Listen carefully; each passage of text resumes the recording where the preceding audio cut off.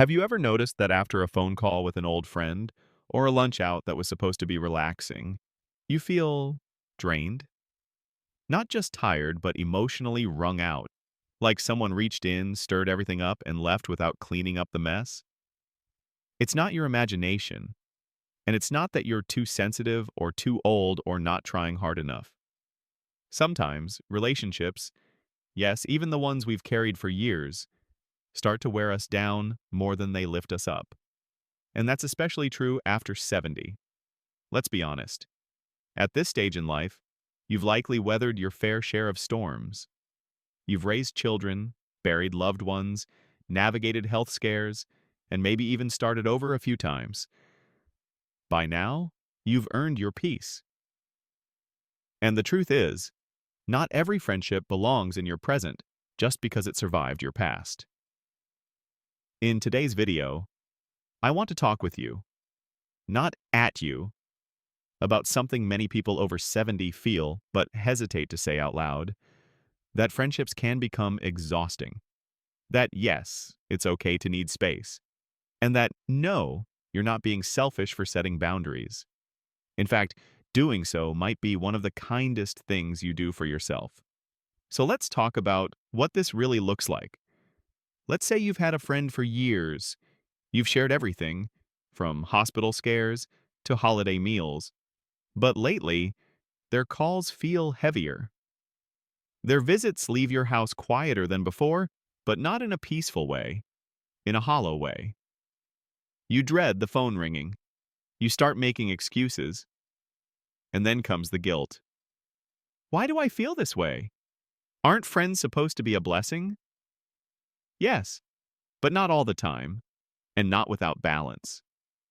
As we age, our emotional energy becomes a precious resource.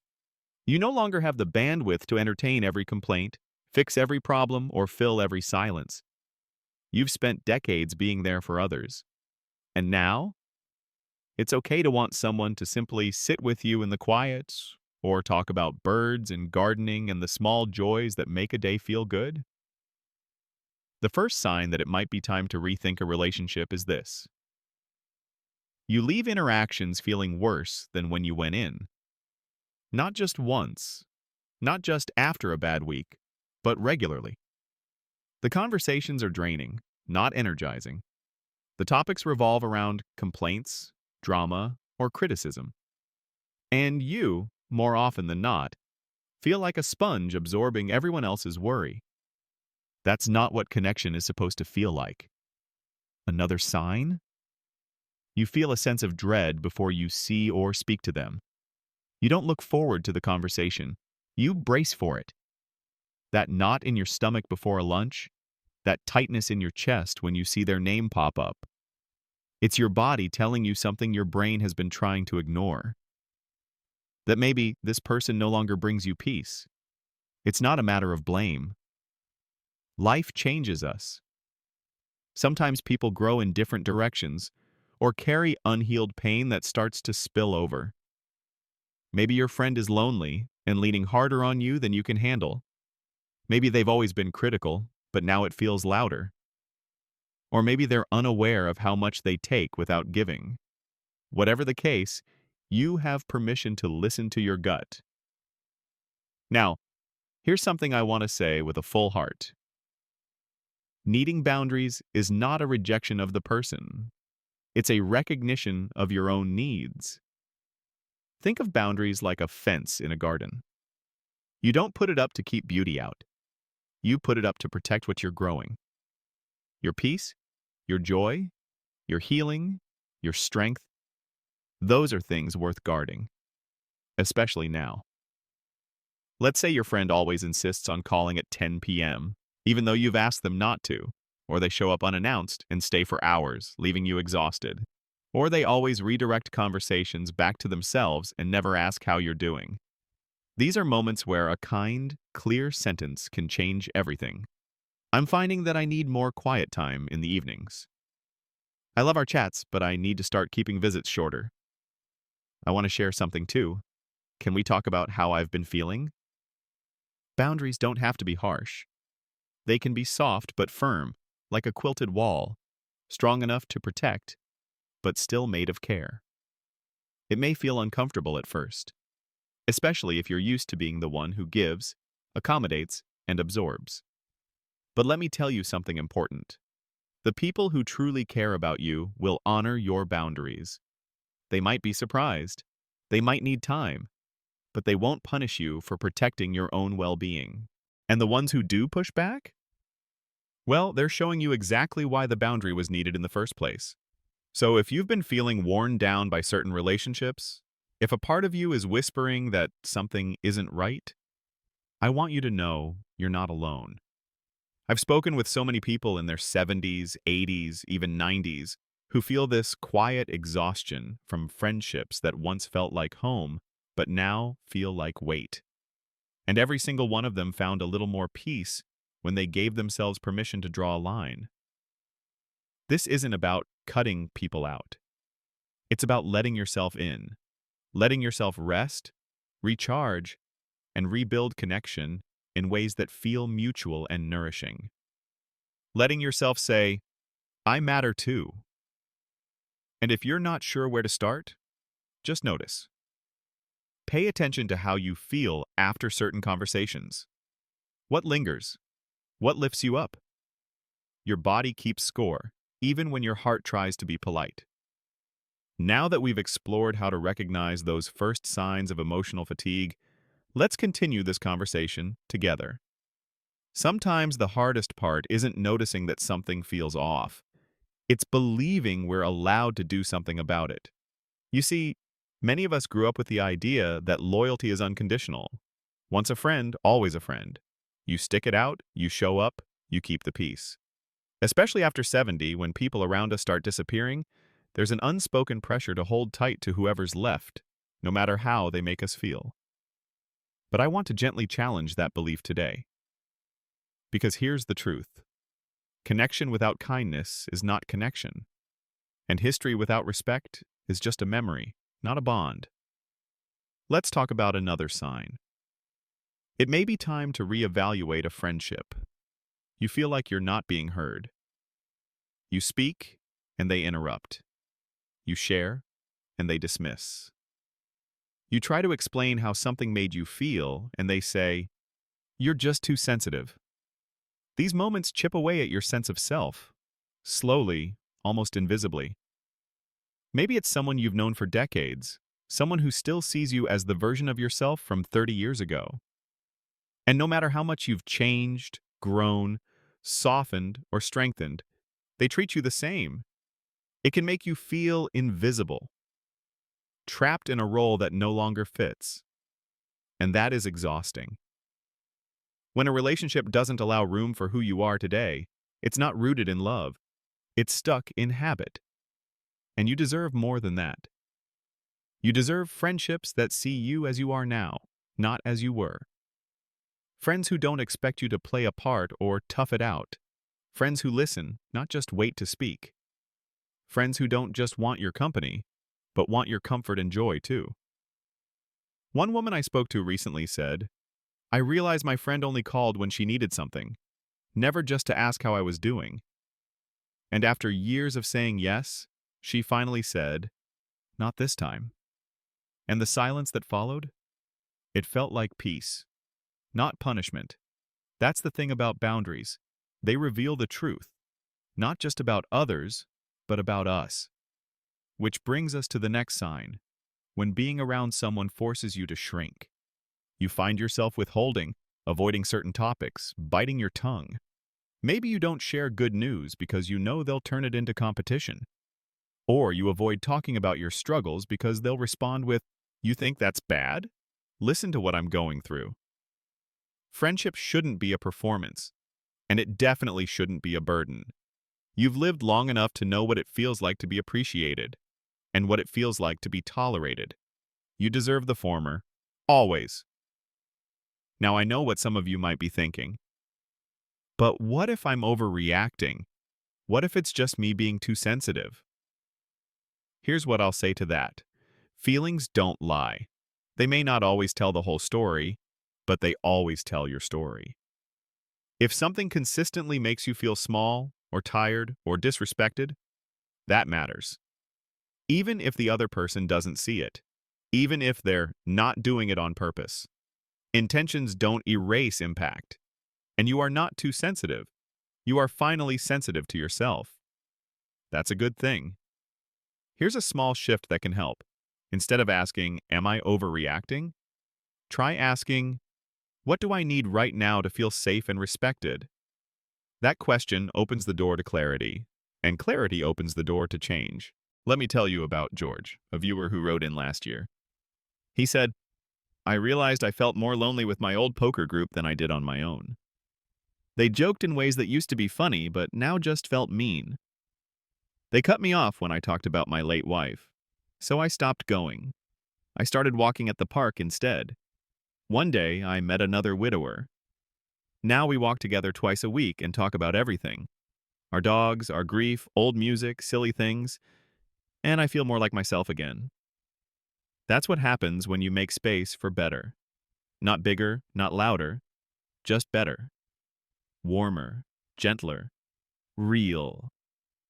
Boundaries don't just keep hurt out. They make room for something healing to enter. Sometimes that healing is new friendship. Sometimes it's solitude. Sometimes it's rediscovering parts of yourself you'd forgotten while trying to keep everyone else comfortable. One last thing I want to say here before we continue. If you've been feeling guilty for needing space, I see you. If you've stayed in a draining relationship out of fear, I understand. If you've convinced yourself it's too late to change, I hear that. But you are not stuck. You are allowed to grow new roots at any time. You can love someone and still choose distance. You can honor the past and still protect the present. You can carry memories without carrying the weight of someone's expectations. So if your friendships feel heavier lately, if your body tenses at the thought of a phone call, if you sigh before answering a text, if you leave every visit feeling like a version of yourself you no longer recognize, it's time to listen. Not to the voice that says be nice or keep the peace, but to the quiet, brave voice inside that says, be true. You deserve peace. And sometimes that peace starts with a single, quiet sentence. I need things to be different now. There's something incredibly brave about saying, this doesn't feel right anymore. Not angry, not dramatic, just honest. Let's talk about what happens after you start setting those boundaries. Because sometimes that's the hardest part, the silence that follows, the shift in routine, the wondering, did I do the right thing? Maybe you've had a standing lunch with the same friend for 20 years.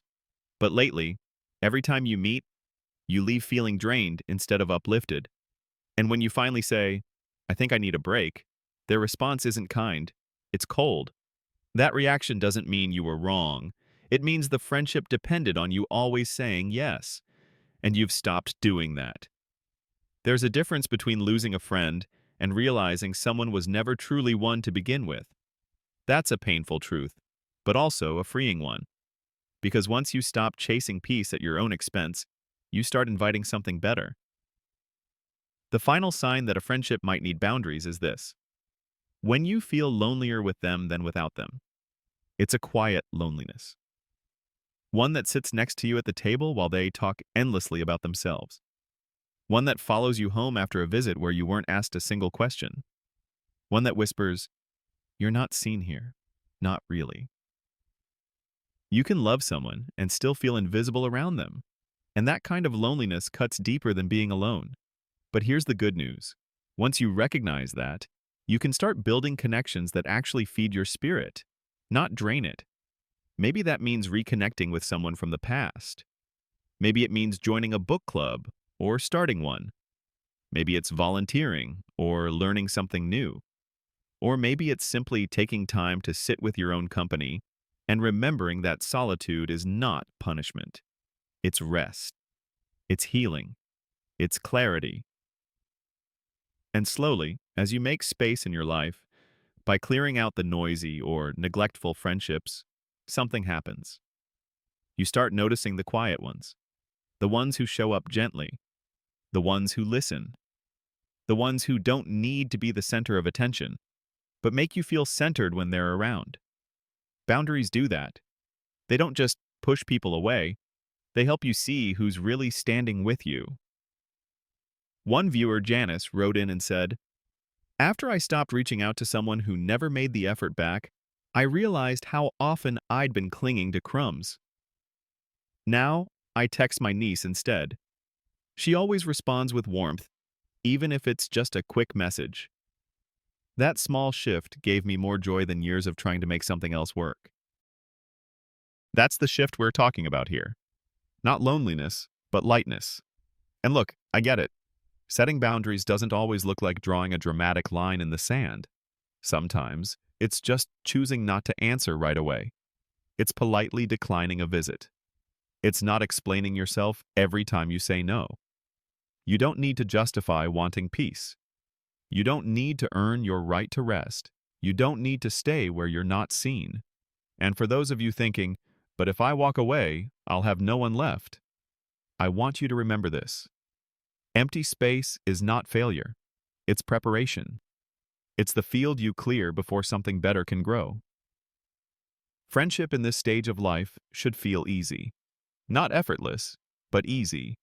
Like a worn sweater. Like tea shared on a quiet afternoon. It should feel like safety, not stress. Like kindness, not obligation. Like mutual joy, not quiet resentment. You're allowed to choose the friendships that feel like that.